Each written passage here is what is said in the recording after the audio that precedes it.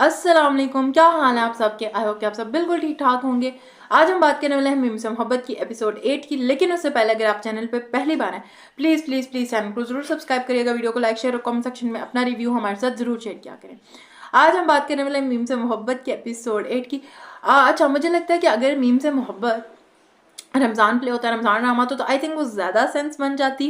Because हम Ramzan drama से जो हमारी एक्सपेक्टेशंस होते हैं हम ना उनको सिर्फ एंजॉय करते हैं, हम कोई लॉजिक और वो चीज़ें कोशिश करते हैं कि ना ही निकालें, क्योंकि रमज़ान जो ड्रामाज होता है हम सबको ही पता है कि बहुत सारी चीज़ें जो होती हैं उसमें ओवर द टॉप दिखाई जाती हैं, तो उस पर लॉजिक हम लोग भी उतना होता है कि अच्छा ठीक है बस इंजॉय करना है।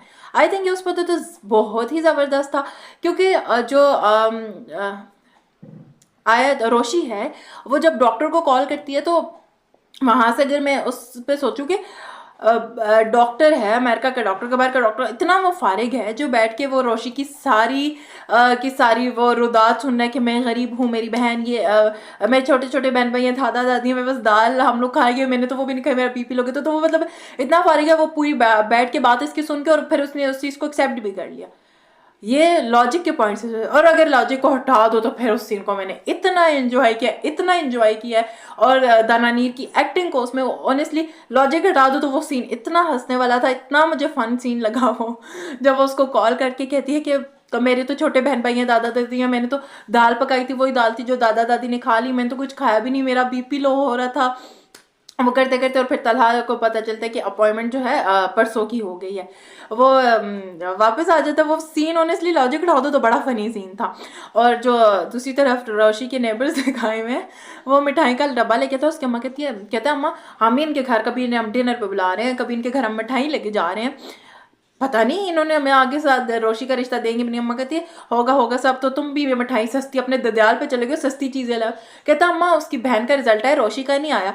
फिर जो ये सारे घर में जब बैठे होते हैं, वो जब ये लोग बच्चों की बात करते कि बच्चे इतने बड़े हो गए, वो सीन पता नहीं बस मुझे बहुत अच्छा लगा। वो हालांकि नॉर्मल सी बात होती है, बट वो सीन जिस तरह ऐसे यूजली होता है ना, जब घर में सब बड़े बैठे होते हैं, माँ लोग बैठे होते हैं, तो ये बात करते अच्छा बच्चे बड़े हो गए, तो वो पता नहीं सीन मुझे कनेक्ट सा कर गया। वो सीन काफ़ी अच्छा लगा मुझे।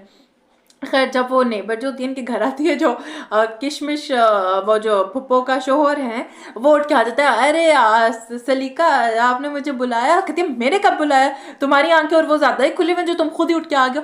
तो वो आता है और वो जो इंग्लिश बोल रही हैं उन्होंने बड़ा ही उस एक्सेंट को अच्छे से पकड़ा हुआ है, उनके साथ मुझे वो कैरेक्टर बड़ा सूट कर रहा है, वो अच्छी लग रही है मुझे उस चीज़ में, उन्होंने पकड़ा हुआ है।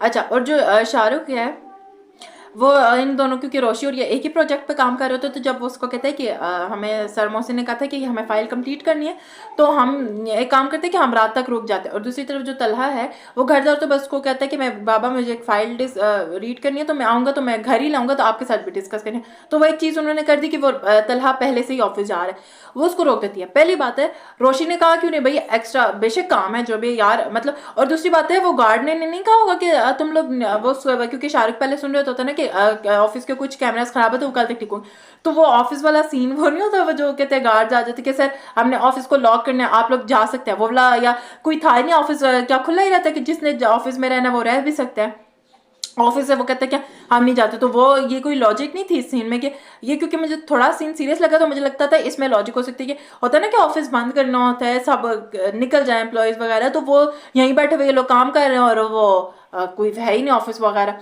गेस्ट के कमरे में लेके जाके तो खुद इधर उधर देख रहा तो ऊपर से तलहा आ जाता है।